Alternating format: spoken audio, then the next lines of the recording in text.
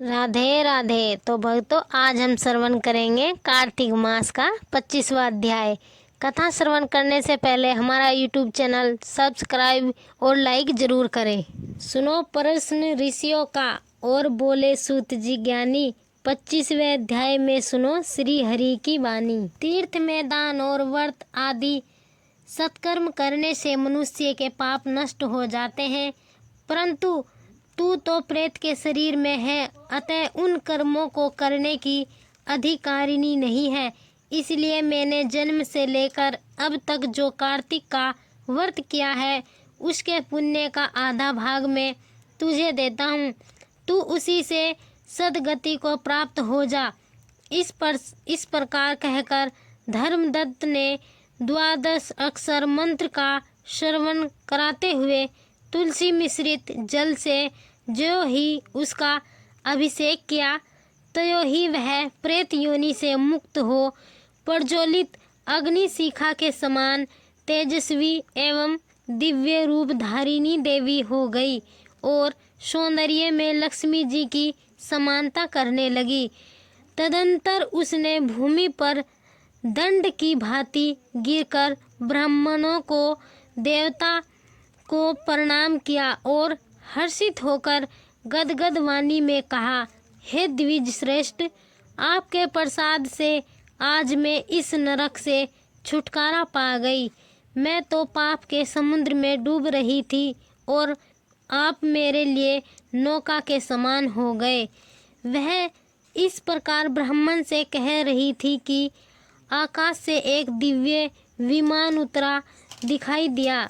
वह अत्यंत प्रकाशमान एवं विष्णु रूपधारी पार्षदों युक्त था। विमान के द्वार पर खड़े हुए पुण्यशील और सुशील ने उसे देवी को उठाकर श्रेष्ठ विमान पर चढ़ा लिया।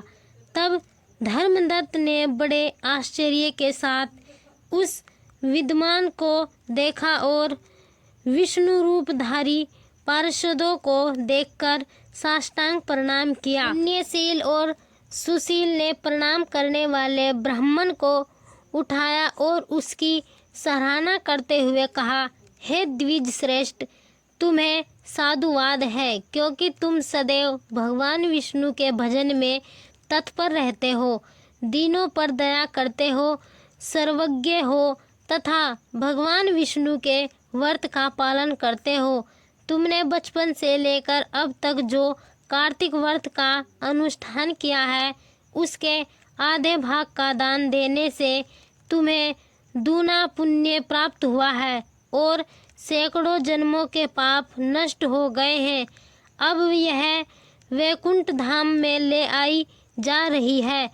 तुम भी इस जन्म के अंत में अपनी दोनों स्त्रियों के साथ भगवान विष्णु के वैकुंठ धाम में जाओगे और मुक्ति प्राप्त करोगे। धर्मदत्त, जिन्होंने तुम्हारे समान भक्ति पूर्वक भगवान विष्णु की आराधना की है, वे धन्य और कर्तव्य है। इस संसार में उन्हीं का जन्म सफल है। भली भांति आराधना करने पर भगवान विष्णु देहधारी प्राणियों को क्या नहीं देते हैं। उन्होंने ही उत्तानपाद के पुत्र को पूर्व काल में ध्रुव पद पर स्थापित किया था। उनके नामों का स्मरण करने मात्र से समस्त जीव सद्गति को प्राप्त होते हैं। पूर्व काल में गृहस्थ गजराज उन्हीं के नामों का स्मरण करने से मुक्त हुआ। तुमने जन्म से लेकर जो भगवान विष्णु को संतुष्ट करने वाले कार्तिक व्रत का अनुष्ठान किया है, उससे बढ़कर ये यज्ञ है, ने दान और ने ही तीर्थ है। विप्र, तुम धन्य हो, क्योंकि तुमने सद्गुरु भगवान विष्णु को प्रसन्न करने वाला कार्तिक व्रत किया है, जिसके आधे भाग के फल को पाकर यह स्त्री हमारे साथ भगवान लोक में जा रही है। तो भक्तों, यह थी कार्तिक मास के 25वें अध्याय की कथा। 26वां अध्याय श्रवण करने के लिए हमारा यूट्यूब चैनल सब्सक्राइब और लाइक जरूर करें। राधे राधे।